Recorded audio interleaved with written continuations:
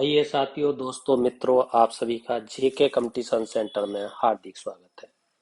मैं जगदीश कुमार आज आपके लिए बहुत ही महत्वपूर्ण इतिहास के जो आधुनिक भारत का इतिहास है उससे संबंधित कांग्रेस के जो बनारस है, कलकत्ता है और सूरत अधिवेशन में जो अधिवेशन हुए हैं उनके अध्यक्ष कौन थे, उनमें क्या क्या विषय लिए गए, क्या क्या जरूरी सवाल आते हैं, क्या क्या जरूरी प्रश्न आते हैं, प्रत्येक कंपटीशन में जो आते हैं उनको लेकर आए हैं। आइए देखते हैं, अंत तक जुड़े रहिए। बहुत ही महत्वपूर्ण प्रश्न है। पहला प्रश्न है, निम्नलिखित में से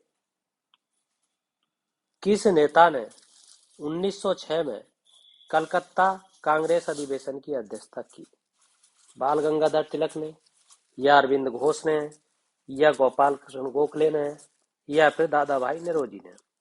इसका सही उत्तर है दादा भाई नौरोजी ने।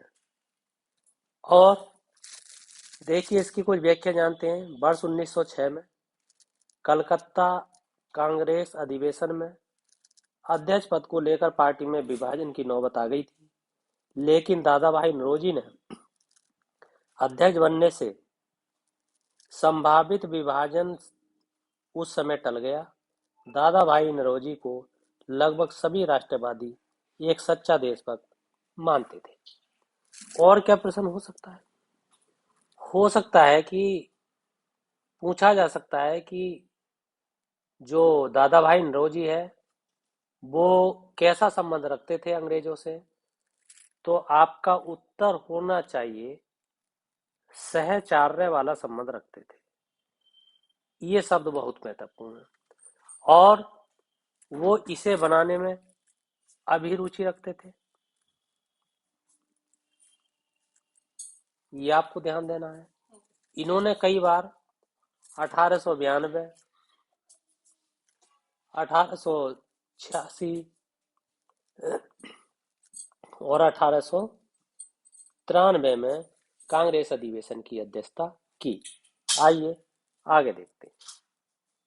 अगला और महत्वपूर्ण प्रश्न है, कांग्रेस ने स्वराज प्रस्ताव वर्ष 1905 में पारित किया।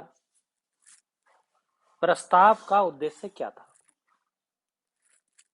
हकीकत में ये प्रश्न 1905 का नहीं होकर के अगर 1906 में पूछा जाता तो उसमें स्वराज शब्द का प्रयोग हुआ था 1906 वाले में। ये आपको ध्यान देना है। ये 1905 प्रश्न कंफ्यूजिंग है। 1906 में कलकत्ता का जो कांग्रेस अधिवेशन हुआ था, ये लिखा है कांग्रेस ने सेल्फ रूल स्वशासन संबंधी प्रस्ताव पर सर्वप्रथम वर्ष 1905 में बनारस अधिवेशन की चर्चा हुई एवं वर्ष 1906 में कलकत्ता के अधिवेशन में स्वराज का प्रस्ताव पारित कर दिया गया। इस प्रस्ताव के साथ स्वदेशी बहिष्कार, राष्ट्रीय शिक्षा संबंधी प्रस्ताव पारित किए गए थे। तो इसका सही उत्तर 1906 सवाल होकर के तब उसका स्वशासन आएगा अर्थात स्वराज आएगा। अगला है, स्वराज शब्द का प्रयोग सर्वप्रथम किसने किया था? तो इसका सही उत्तर है बाल गंगाधर तिलक ने किया था। ये आपको ध्यान देना है। बाल गंगाधर तिलक ने किया। गंगाधर तिलक ने एक नारा दिया था जो बहुत ही है, उससे पता चलता है कि इन्होंने स्वराज शब्द का प्रयोग किया था। उन्होंने कहा कि स्वराज मेरा जन्म सिद्ध अधिकार है, मेरा जन्म सिद्ध अधिकार है। कई कंपटीशन में ये सवाल आता है कि ये नारा किस नेता ने दिया, तो ये आपको ध्यान रखना है। स्वराज्य मेरा जन्मसिद्ध अधिकार है, इसी शब्द में स्वराज्य छिपा हुआ है इस वाक्य में, और यही इन्होंने सर्वप्रथम दिया था। हालांकि स्वराज शब्द का प्रयोग दयानंद सरस्वती ने भी किया था। आपको ये भी ध्यान देना है कि अगर इस तरीके से पूछा जा सकता है, अगर दयानंद सरस्वती और ये दोनों हो तो समझ लो आपका बाल गंगाधर तिलक आएगा, क्योंकि बाल गंगाधर तिलक ने पहले दिया था नारा और दयानंद सरस्वती ने बाद में दिया था। ये आपको ध्यान देना है। इसमें सर्वप्रथम बाल गंगाधर तिलक ही आएगा। आगे देखते हैं, दादा भाई नौरोजी ने आम तौर पर किस नाम से जाने जाते हैं? तो इसका सही उत्तर है grand old man of India के नाम से जाने जाते हैं। किस नाम से जाने जाते हैं? Grand grand old man of India के नाम से इन्हें जाना जाता है। अच्छा, मैंने आपको बताया कि कई बार इन्हें जिसे भारत के वयोवृद्ध नेता भी कहा जाता है। हिंदी में कहा जाएगा तो वयोवृद्ध नेता कहा जाएगा। इस तरीके से वयोवृद्ध नेता आएगा आपका।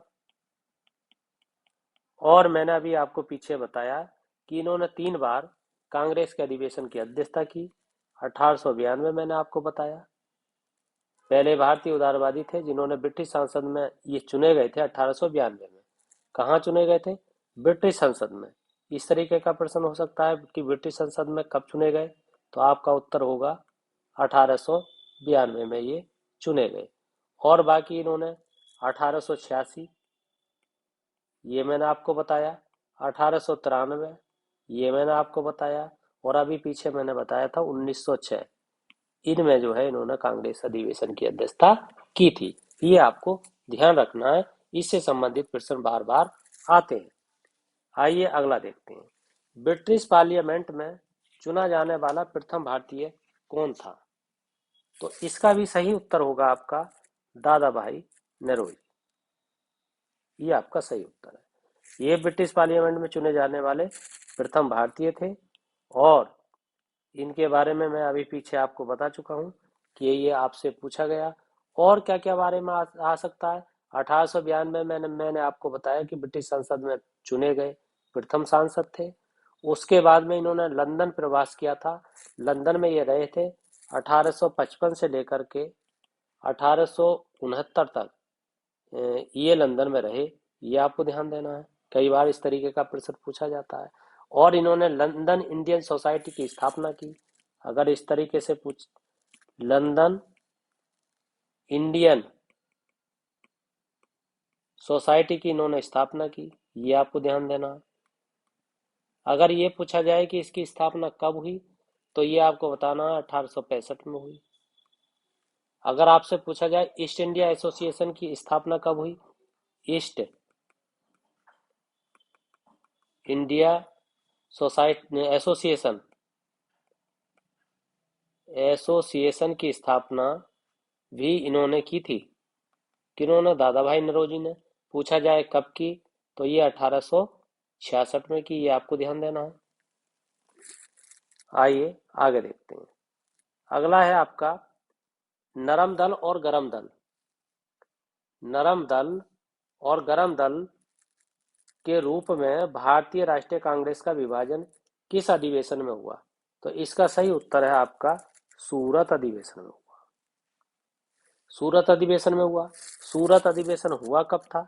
1907 में हुआ। अच्छा, ये कौन से नंबर का अधिवेशन था? ये 23वां अधिवेशन था। ये आपको ध्यान देना है।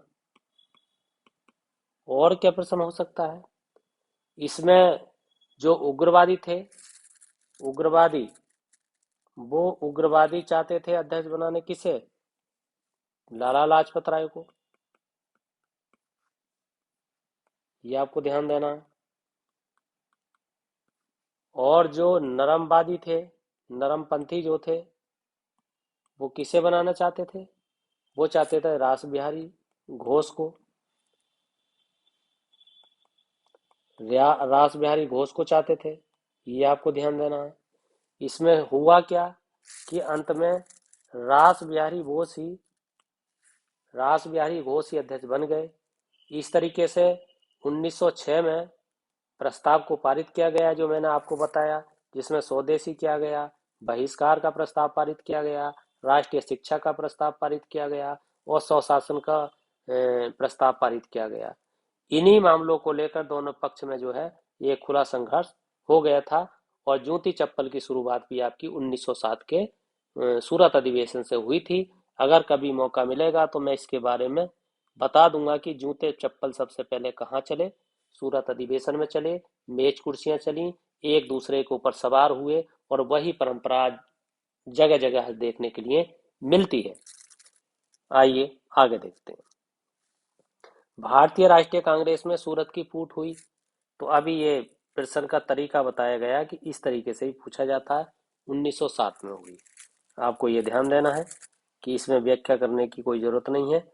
किसी दिन टाइम होगा तो 1907 पर बहुत अच्छे तरीके से आपको बताएंगे। तो साथियों, आज के ये महत्वपूर्ण प्रश्न है, इन्हें आप देखिए, इन्हें महत्वपूर्ण तरीके से समझिए। यदि वीडियो पसंद आई है तो चैनल को सब्सक्राइब जरूर कीजिए, लाइक कीजिए, कमेंट कीजिए और फीडबैक जरूर दीजिए। इसी के साथ आपका बहुत बहुत धन्यवाद।